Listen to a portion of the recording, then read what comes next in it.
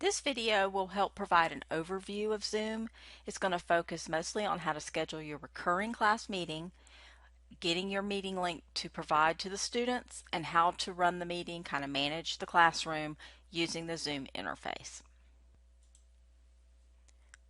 So first and foremost, we want to help you learn how to schedule a meeting. So log in to your Zoom account. And you are going to choose schedule a meeting. And if you'll notice, this is right up here at the top. All you have to do is click on schedule meeting, and the details screen is going to pop up. And so here you're going to give it a descriptive title, topic name such as Monday and Wednesday class meeting, section 2. Or whatever it is that you would have had probably on your syllabus. It's the easiest thing to do. Description is optional. For when, we want you to choose the date and time. So obviously classes go live on Monday, but whatever's the first day of your class, you can pick that. You can type it in manually here, or you can click this little calendar and the calendar pops up and you can just pick the date from there. The time is your normally scheduled class time meeting. Your duration for an hour and 50-minute class is going to be an hour and 15. I want you to carefully make close attention to the time zone. It should, based on where you're located, probably default to Eastern time, but that's what we want you to pick. And for classes, administration is wanting you to do a recurring meeting so that students have access to just a single link that you can put in your course. It's easier for you and it's easier for them. And in order to do this, you click the recurring meeting spot. Your recurrence is weekly. You repeat it every week and you choose the days that your class meets and unclick any that don't apply. So if it's a Monday, Wednesday class, you click Monday, Wednesday. If it's Tuesday, Thursday, you click Tuesday, Thursday. These have to occur at the same time.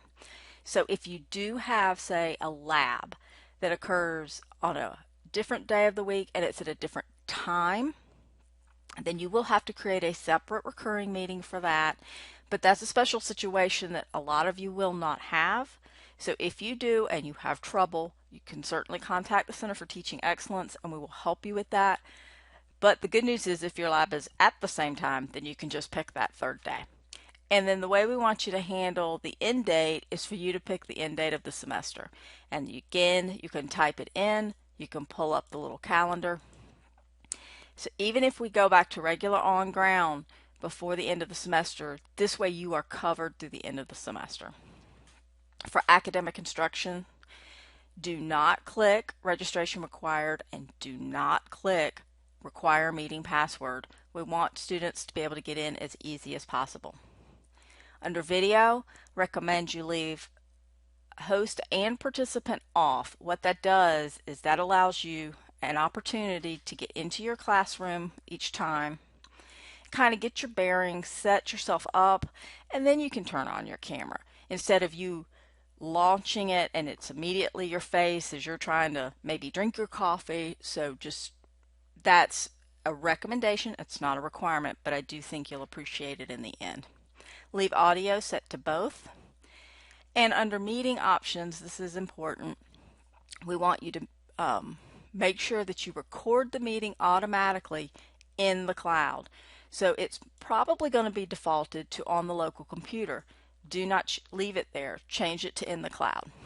This other option that I have checked, which is mute participants upon entry, that is not a requirement, but it is, again, something I strongly recommend, because that way you've got some quiet when the students are coming into the room, and then you can unmute them as necessary. They can unmute themselves if they need to ask you a question, but you don't have a lot of speaker feedback and other cacophony as they're coming in. But the one that's super important is record the meeting automatically in the cloud and click save. As soon as you click save, your meeting details screen appears and it shows you what you called it, when it's going to be. gives you an ID. It just gives you all the information that you just told it you wanted. And this is really nice because you can confirm you picked all the right things, and you can edit it if necessary if you forgot to click something or you clicked something you didn't mean to. And then I want you to pay close attention right here under invite attendees is your link. And so that's the link you're going to copy. You can right click, copy link address, or you can highlight it and do Control C. So there are a couple of things that you can do to join your meeting when it's class time. Probably the easiest thing to do is to be logged into your Zoom meeting, click on your meetings menu, such as we discussed earlier, and you just locate your meeting. You can click on it here, or you can click Start. When you click Start, it's probably going to ask you, do you want to open Zoom? And you say, yes, of course I do. And it's going to connect. So you can always test your speakers and your microphone right here. It's very intuitive. It walks you through it. If you feel like once you've done that, then you can say join with audio. And then you would be recording a meeting with audio. This would be your screen. So if you want kids to see you, you click on the start video and you would be seen. I'm going to stop it just for our purposes. You can mute yourself if you need to cough or anything like that. You can see your students. You can see who all's in there. You can pause or stop the recording if you need to. You can view your chat window. And you can always share your screen. And this is probably one of the most important parts for you that you're going to care about. So say you wanted to share your PowerPoint, you would have your PowerPoint up and you would choose the correct screen view you want and click share. And you can't see it here, but I promise you everyone is seeing your screen, and then you could stop your share. Those are the main points for getting into your meeting, starting your meeting. You can always actually join your meeting directly from the link that you copied that you're going to put into your D2L course. If you need help putting links into courses, you need to look at those resources that are available within the workshop series, or you can contact the Center for Teaching Excellence and we're happy to walk you through that. If you join by clicking on the link, it may not know you are you, and it will say please log in as the host. So just keep that in mind. And then when it's all over, you need to go to end meeting, and as the instructor, and so that your recording can start processing, you need to end the meeting for all.